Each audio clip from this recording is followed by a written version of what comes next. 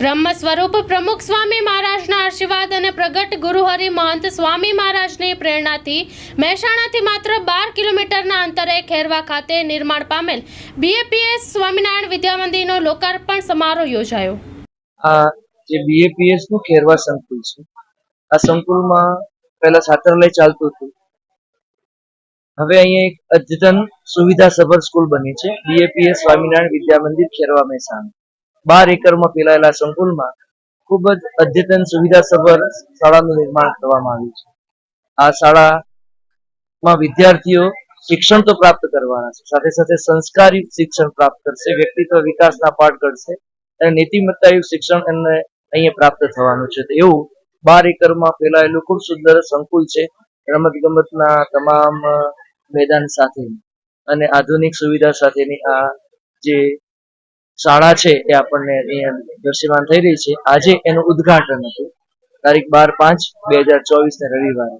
આ ઉદ્ઘાટનમાં બીએપીએસ સંસ્થાના વરિષ્ઠ સંતો, સારંગપુરના કોઠારી સંત તેમજ બીએપીએસ સંસ્થાની કમિટીના મેમ્બર એવા પૂજ્ય જ્ઞાનેશ્વર સ્વામી પધારેલા, તેમજ અમદાવાદ શાહીબાગ મંદિરેથી મધ્યસ્થ કાર્યાલયમાં મુખ્ય સંત તરીકેની સેવા આપતા પૂજ્ય યજ્ઞપ્રિય સ્વામી પધારેલા અને મહેસાણાના સંતો પૂજ્ય કોઠારી સ્વામી, પૂજ્ય ભગત પ્રસાદ સ્વામી, આ બધા સંતો જે પધારીને આજે આ વિદ્યા સંકુલનો ઉદ્ઘાટન સમારંભ યોજાયો છે।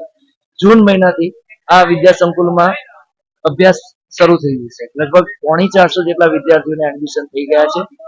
ધોરણ 1 થી લઈ અને ધોરણ 9 સુધીના વિદ્યાર્થીઓ અને ધોરણ 11 ના વિદ્યાર્થીઓ એ આ વિદ્યા સંકુલમાં અભ્યાસ પ્રાપ્ત કરશે। આવતા વર્ષેથી બોર્ડના વિદ્યાર્થી જેવા કે એસએસસી અને એચએસસી ના વિદ્યાર્થીઓ એમનો અભ્યાસ એ બોર્ડનો પણ અહીં કરશે। એ રીતે અહીંયા સુંદર સગવડ કરવામાં આવી છે। લગભગ ગણો કે જે સરકારની ગાઈડલાઈન પ્રમાણેનું અદ્યતન વિદ્યા સંકુલ નિર્માણ કર્યું છે। મહેસાણાની આસપાસના જે વિદ્યાર્થીઓ છે એમના માટે ટ્રાન્સપોર્ટની વ્યવસ્થા છે। દૂરથી જે વિદ્યાર્થીઓ આવે છે એમના માટે રહેવાની છાત્રાલયની પણ અહીંયા સુવિધા કરવામાં આવી છે।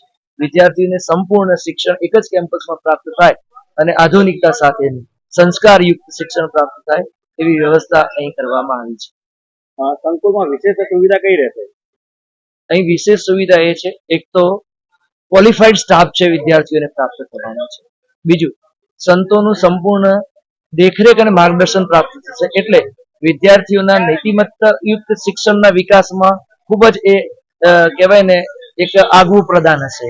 એટલે વિદ્યાર્થી અહીં ભણવા આવશે તો શિક્ષણની સાથે એને નીતિમત્તાયુક્ત પાઠ અને સંસ્કારી શિક્ષણ પ્રાપ્ત થવાનું છે અને આધુનિકતા સાથે સ્માર્ટ બોર્ડ સાથેની આખી સ્કૂલ વિકસાવવામાં આવી છે।